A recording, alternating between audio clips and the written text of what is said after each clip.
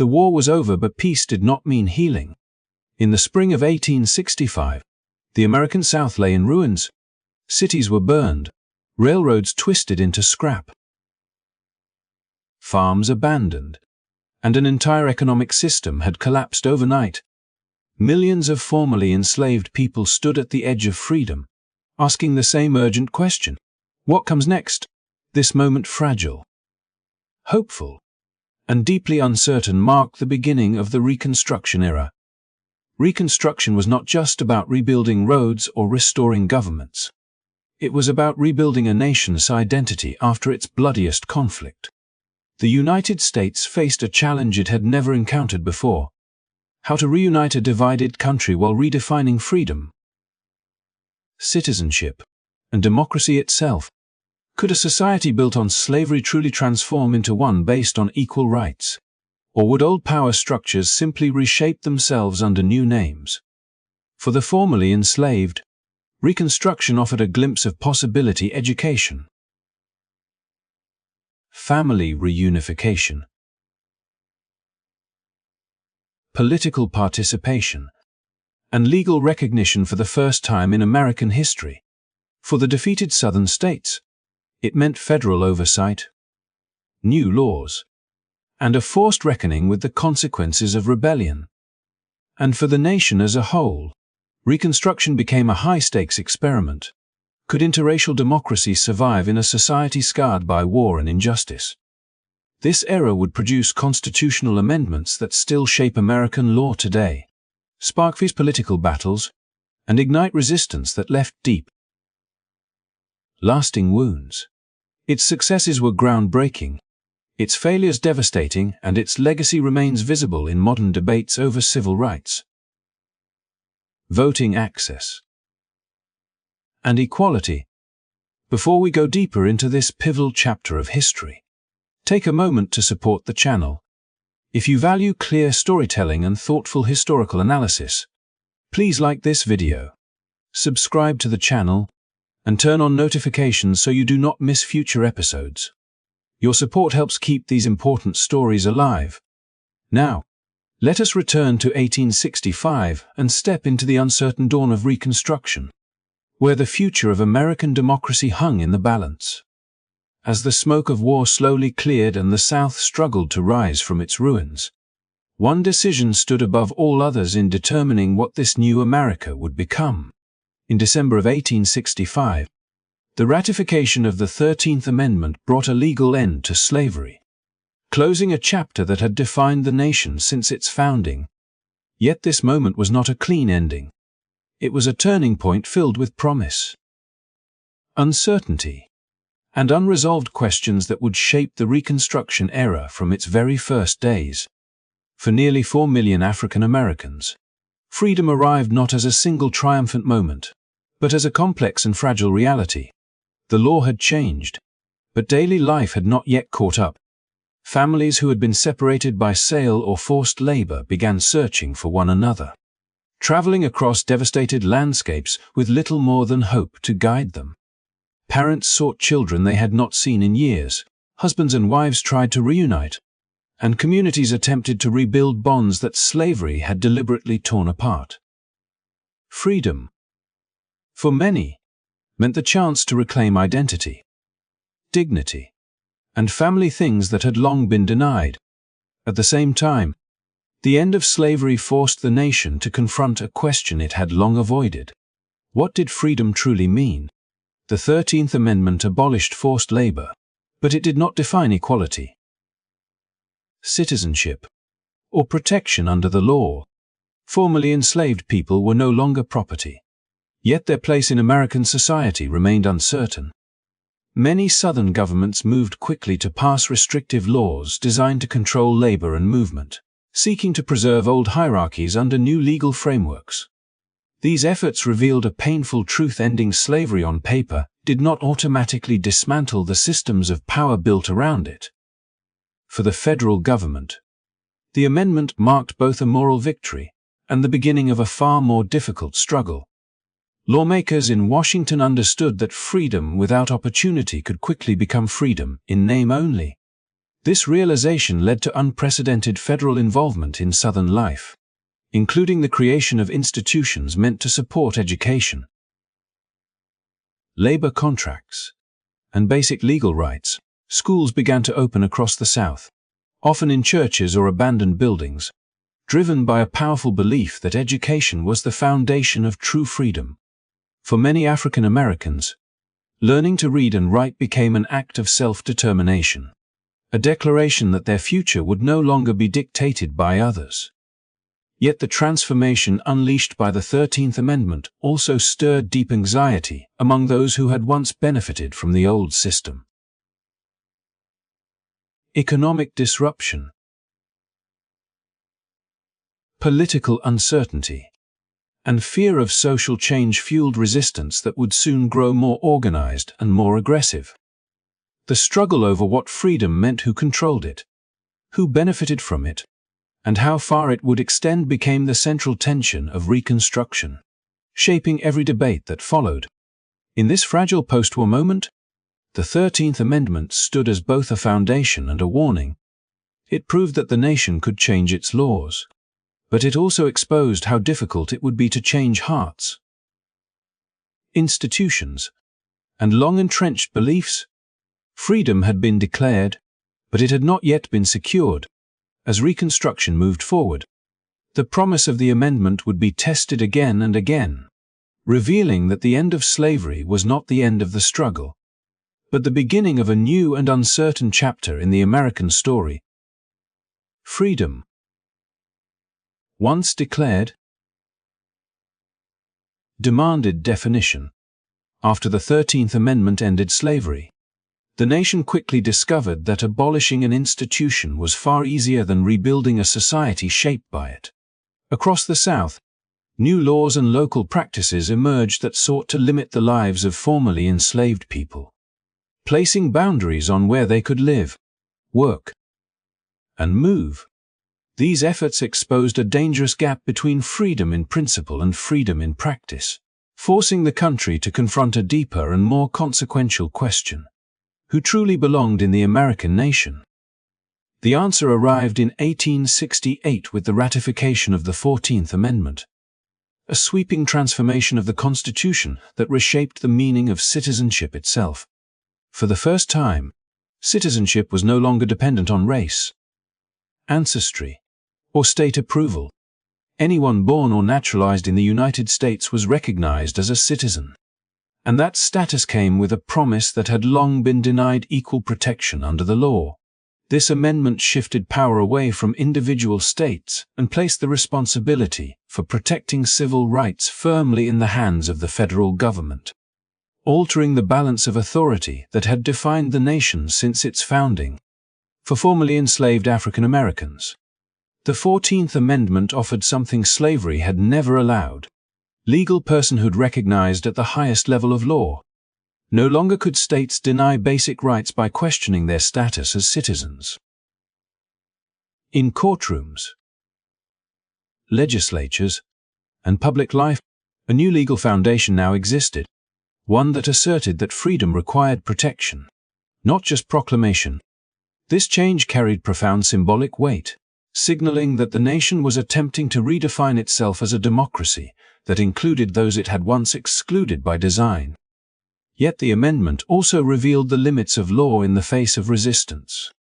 Many Southern leaders viewed the 14th Amendment as an intrusion on local authority and responded with quiet defiance or creative interpretation. Legal equality on paper often collided with daily realities shaped by discrimination, economic dependence, and social pressure. The promise of equal protection was powerful, but it required enforcement, and enforcement demanded political will that was uneven and often contested. The struggle over the meaning of citizenship did not end with ratification. It intensified. At the national level, the 14th Amendment became the constitutional backbone of Reconstruction. It justified federal intervention when states failed to uphold civil rights and laid the groundwork for future legislation aimed at protecting voting, education, and access to public institutions. Over time, Its language would extend far beyond Reconstruction, influencing landmark decisions on civil rights, due process, and equality well into the modern era. What began as a response to the aftermath of slavery evolved into one of the most influential amendments in American constitutional history. In the unfolding story of Reconstruction, the 14th Amendment marked a decisive shift from ending injustice to confronting its consequences. It acknowledged that freedom without citizenship was fragile, and citizenship without protection was hollow.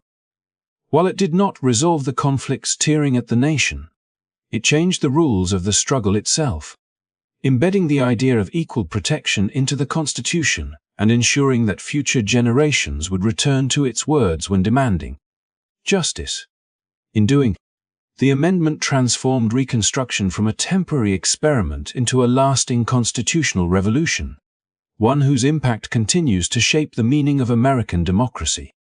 With freedom defined and citizenship formally recognized, Reconstruction moved toward its most daring test yet. Political power.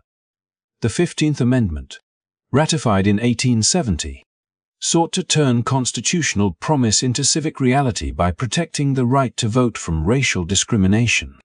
For the first time in American history, black men were legally empowered to participate in elections, transforming the act of voting from a privilege guarded by tradition into a right backed by the Constitution. This moment marked a dramatic expansion of democracy, one that challenged centuries of exclusion and redefined who could shape the nation's future. Across the South, the arrival of black voters altered the political landscape almost overnight. Men who had once been denied control over their own labor now stood in line at polling places, often dressed in their best clothing, aware that each ballot represented more than a political choice. Voting became a public declaration of citizenship, a visible sign that freedom and legal recognition were no longer abstract ideals but lived experiences. For many, it was the first opportunity to influence laws that governed education, labor, and public life, linking the hard-won gains of the 13th and 14th Amendments to the practical workings of democracy. This expansion of the electorate produced outcomes that would have seemed unthinkable only a few years earlier. Black voters helped elect representatives who supported public education, infrastructure development, and broader access to civil rights. African American men entered local councils, state legislatures, and even Congress, bringing first-hand knowledge of slavery and its aftermath into the halls of power. Their presence symbolized the radical potential of Reconstruction, a society in which those once excluded could now participate in governing the nation itself. Yet the promise of the 15th Amendment also revealed how fragile progress could be when confronted by resistance. Many white Southerners viewed black political participation as a threat to social order and economic control, responding with intimidation, legal obstacles, and coordinated efforts to reduce voter turnout without directly violating the amendment's language. These actions exposed a painful contradiction at the heart of Reconstruction, where constitutional ideals advanced faster than social acceptance, and where the law alone struggled to protect those who exercised their rights. The federal government attempted to respond, passing enforcement measures designed to safeguard elections and maintain order, reinforcing the idea that democracy required active protection. For a brief period, these efforts allowed multiracial governments to function and reforms to take root, demonstrating what inclusive democracy might look like in practice. However, the need for constant intervention highlighted the limits of constitutional change when political commitment began to waver. In the broader arc of Reconstruction, the 15th Amendment represented both a triumph and a warning. It completed a constitutional sequence that moved from ending slavery to defining citizenship to asserting political equality, creating a framework for democratic participation that was unprecedented in scope. At the same time, it revealed that rights could be challenged, delayed, or undermined when enforcement weakened and opposition hardened. Though its promise would be constrained in the years that followed, The amendment left an enduring mark on American history. It established voting as a central measure of freedom and belonging, embedding the principle that democracy must be open to all citizens, not just a select few. The struggles surrounding its implementation would echo long after Reconstruction ended, shaping future movements that returned to its words as both a shield and a reminder that the fight for political equality was far from over, as constitutional change reshaped freedom, citizenship, and voting rights. The federal government faced a hard truth. Laws alone could not secure the new order taking shape in the South. The promises of the 13th, 14th, and 15th Amendments existed on paper, but their survival depended on whether they could be enforced in communities still defined by war, loss, and resistance to change. It was in this tense and uncertain atmosphere that federal troops became a visible and controversial presence across the former Confederate states, turning Reconstruction from an abstract policy into a lived reality. For many formerly enslaved citizens, the arrival of federal soldiers represented a fragile sense of protection. Their presence signaled that the national government intended to uphold the rights it had declared, offering reassurance to voters who faced intimidation and local authorities unwilling to enforce new laws. Elections held under military oversight allowed black men to cast ballots with greater confidence, reinforcing the connection between constitutional guarantees and everyday participation in public life. In these moments, federal authority acted as a bridge between the ideals of Reconstruction and their practical application. At the same time, military occupation reshaped Southern governance. State governments were reorganized, new constitutions drafted, and elections supervised to ensure compliance with federal requirements. This intervention marked a profound shift in the balance of power between the states and Washington, challenging long-standing assumptions about local control. Supporters viewed it as a necessary step to rebuild democracy on new foundations, while critics saw it as an imposition that deepened resentment and prolonged instability. The South became not only a region recovering from war, but also a testing ground for the limits of federal responsibility in enforcing civil rights. Violence and organized resistance further complicated this effort. As black political participation increased, so did attempts to suppress it through fear and coercion, creating an environment where exercising basic rights could carry serious risk. Federal troops were tasked with maintaining order and protecting the electoral process, a role that placed them at the center of local conflicts and national debates. Their presence did not eliminate resistance, but it constrained its reach, allowing Reconstruction governments time to function and reforms to take root. Yet the reliance on military enforcement exposed the vulnerability of Reconstruction itself. The protection offered by federal troops was effective only as long as political support remained strong in the North. As national attention shifted and fatigue set in, calls for withdrawal grew louder, reflecting a broader retreat from the commitment required to sustain Reconstruction's gains. The same soldiers who had once symbolized federal resolve became reminders of an unfinished process, one dependent on continuous oversight rather than permanent transformation. In the unfolding narrative of Reconstruction, federal occupation stood as both safeguard and symptom.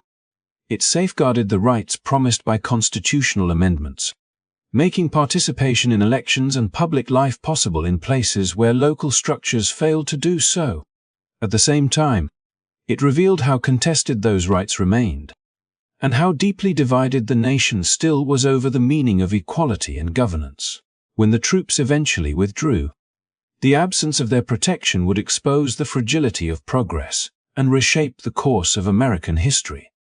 Within this story, the presence of federal troops connected every major goal of Reconstruction into a single, uneasy reality.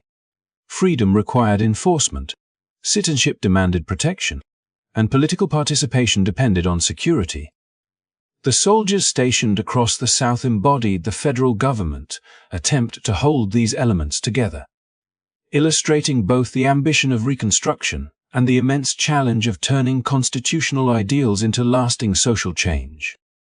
Amid the uncertainty and tension of Reconstruction, African American communities moved with remarkable determination to shape their own future. Protected, however unevenly, by new constitutional guarantees and the temporary presence of federal authority, formerly enslaved people began transforming freedom into something tangible and enduring. This transformation did not begin in grand government buildings, but in classrooms, churches, meeting halls, and local gatherings where collective effort laid the groundwork for a new civic life. Education became one of the most powerful expressions of this change.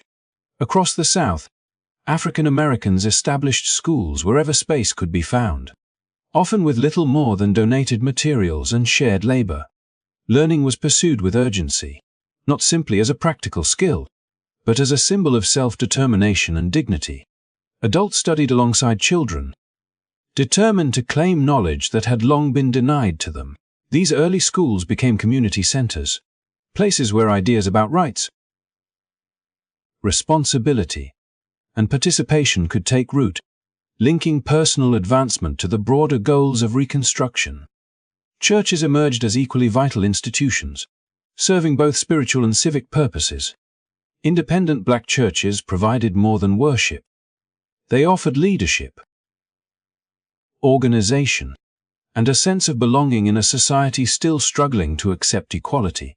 Within these spaces, communities discussed education, employment, and political participation, shaping strategies for survival and progress. Church leaders often became advocates for civil rights, bridging the gap between moral conviction and public action. In this way, faith institutions helped turn abstract freedoms into organized community power. As civic life expanded, African Americans also entered the political arena, translating voting rights into representation. With the support of newly enfranchised voters, black men won seats in local councils, state legislatures, and the national government. Their presence challenged long-held assumptions about who could govern and whose voices mattered. Many of these officials focused on practical reforms, supporting public education, infrastructure, and policies aimed at rebuilding a war-torn society for all citizens. Their work demonstrated that Reconstruction was not only about correcting past injustices, but about envisioning a more inclusive future. These achievements did not unfold in isolation. They were closely tied to the legal foundations established by earlier amendments and the fragile protection offered by federal enforcement. Schools, churches, and political offices thrived most where rights could be exercised with relative safety, revealing how deeply connected community building was to constitutional change. Each institution reinforced the others, creating networks of support that allowed African Americans to navigate a hostile environment while asserting their place in public life. Yet this progress also highlighted the stakes of Reconstruction. The visibility of black achievement and leadership intensified opposition, exposing how threatening equality appeared to those invested in old hierarchies. Even so, the institutions built during this period proved resilient, leaving a legacy that would endure beyond the formal end of Reconstruction. They became foundations for future struggles. Preserving knowledge, leadership, and collective memory in the face of shifting political winds. In the larger story of Reconstruction, African American institution building represented the most hopeful expression of its ideals. It showed that freedom, citizenship, and political rights were not merely granted from above, but actively claimed and shaped from within communities. Through schools, churches, civic organizations, and public office, African Americans demonstrated that Reconstruction was not just a policy imposed on the South, but a lived process of rebuilding society on new terms, driven by those who had the most to gain and the most to lose. As African American communities built schools, organized churches, and entered public life, Reconstruction revealed its most dangerous contradiction. Progress invited backlash, The expansion of rights promised by constitutional amendments and briefly protected by federal authority did not go uncontested. Beneath the surface of rebuilding and reform, organized efforts emerged with a clear purpose to reverse the changes taking place and reclaim a social order rooted in racial hierarchy. These groups did not challenge Reconstruction through open political debate alone. Instead, they sought to break it by spreading fear and instability. The Ku Klux Klan and similar organizations arose in this climate of resistance, operating largely in secrecy while exerting influence in public life. Their methods relied on intimidation rather than persuasion, targeting the fragile foundations of Reconstruction where they were most vulnerable. Black voters, teachers, ministers, and local leaders became frequent targets, not because of individual actions, but because their very participation represented the success of a new democratic vision. The goal was not merely to disrupt elections or silence voices, but to convince entire communities that exercising newly granted rights carried unacceptable risks. This campaign of intimidation struck at the heart of Reconstruction's achievements. Schools struggled to remain open when teachers faced threats. Churches became cautious spaces rather than centers of open discussion. And political participation declined in areas where fear replaced federal protection. The progress that had seemed possible under military oversight now depended on whether the national government would continue to intervene.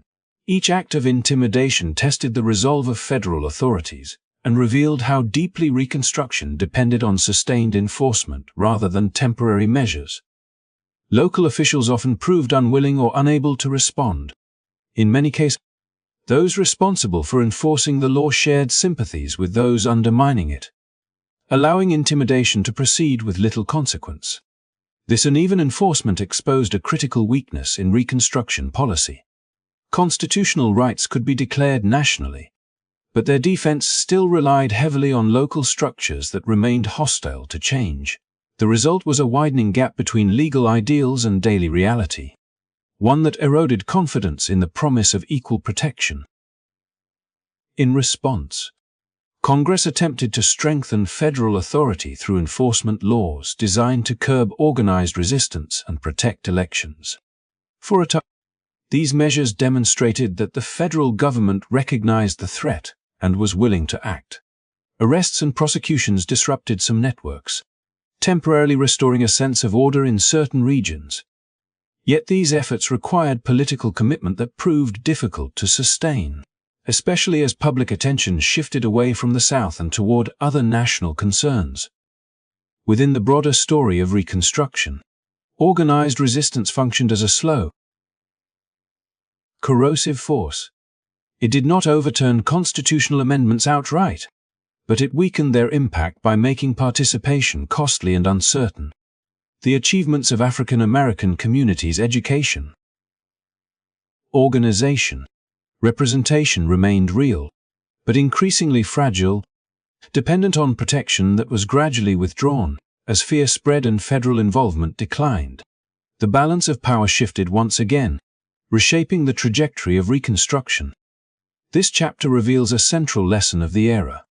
Progress achieved through law can be undone through sustained pressure when commitment falters. The opposition to Reconstruction was not simply a reaction to policy, but a coordinated effort to control who could safely belong in public life. By undermining participation rather than confronting ideas directly, these groups exposed the vulnerability of a democracy still learning how to protect its most ambitious promises. By 1877, the long experiment of Reconstruction reached a quiet but decisive turning point.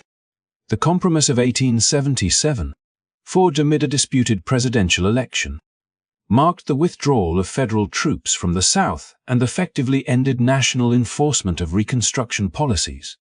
There was no dramatic announcement, no formal repeal of constitutional amendments, yet the consequences were profound.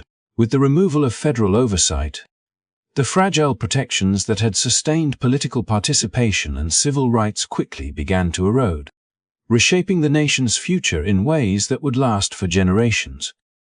In the absence of federal enforcement, Southern state governments regained near total control over local affairs.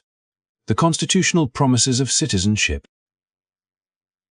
equal protection, and voting rights remained intact on paper, but without consistent protection they became increasingly vulnerable. Over time, new state and local laws emerged that limited political participation, enforced segregation, and restricted economic opportunity, all while operating within the narrow boundaries of constitutional language. This system, later known as Jim Crow, did not openly challenge the amendments of Reconstruction. Instead, it hollowed them out, transforming equality into an illusion rather than a lived reality. Segregation reshaped everyday life, dividing schools, transportation, housing, and public spaces, reinforcing social hierarchies that Reconstruction had briefly disrupted. Political exclusion followed, as barriers to voting reduced African American participation and silenced voices that had once helped shape local and national government. The institutions built during Reconstruction, churches, schools, civic organizations endured, but they now operated in a society increasingly structured to limit their influence. Progress did not disappear, but it slowed, constrained by laws and customs designed to preserve inequality. The end of Reconstruction revealed a sobering truth about American democracy. Rights require not only legal recognition, but sustained commitment to enforcement. The Compromise of 1877 signaled a national retreat from that commitment, prioritizing political stability over the protection of equal citizenship. In doing, it allowed inequality to become embedded in law and practice, shaping economic, social, and political life well into the 20th century. The consequences would spark future struggles, as generations returned to the unfulfilled promises of Reconstruction in their pursuit of justice. Yet this ending is not only a story of loss. The constitutional foundations laid during Reconstruction did not vanish. They remained, waiting to be invoked again, serving as tools for later movements that challenged segregation and demanded civil rights. The legacy of Reconstruction is therefore both cautionary and instructive. It shows how fragile progress can be when protection is withdrawn, but also how enduring ideas of equality can outlast the moments in which they are first declared. As we reflect on this chapter of American history, thank you for spending your time with this story. If you found this exploration meaningful and want to continue learning about the forces that shaped the modern world, please like this video, subscribe to the channel, and turn on notifications. Your support helps keep these important conversations alive. And together, we will continue uncovering the stories that history still asks us to understand.